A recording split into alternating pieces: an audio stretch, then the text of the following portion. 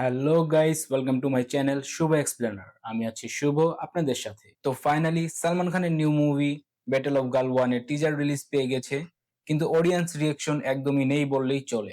7 দিনে মাত্র ভিউ হয়েছে 22 মিলিয়ন অন ইউটিউবে। কেউ বলতেছে সালমান খানের আর কোনো মুভি করার ইচ্ছাই নেই, কেউ বলতেছে সালমান খানের দ্বারা আর হবে না, কেউ বলতেছে মুভিটি ফ্লপ হবে। অন্যদিকে আমি বলতেছি ভাইয়া একটু ওয়েট করো, এটা সালমান খান, আর কেউ না।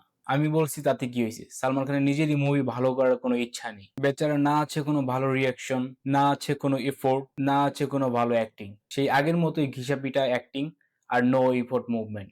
এই দিয়ে কি আর মুভি চলে? 2026 সালে এসে এই ধরনের মুভি সালমান খানের থেকে আনএক্সপেক্টেড। এখন আর আগের দিন নেই।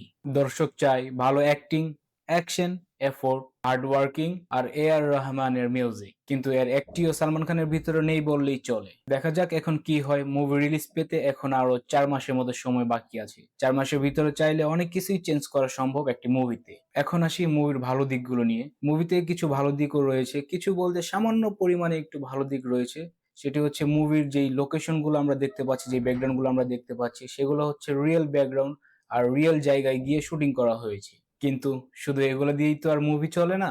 একটি মুভি ভালো হতে গেলে সবকিছুই ভালো লাগে। তো দেখা যাক 4 মাসের ভিতরে সালমান খান আর কি কি চেঞ্জ করে এই মুভিতে, তা আমরা ট্রেইলারে দেখতেই পারবো। তো যারা যারা আমার চ্যানেলে নতুন, তারা তারা এখনই আমার চ্যানেলটিকে সাবস্ক্রাইব করে রাখুন। আর ভিডিওটি যদি ভালো লেগে থাকে তাহলে একটি লাইক, কমেন্ট, শেয়ার করতে ভুলবেন না। ধন্যবাদ।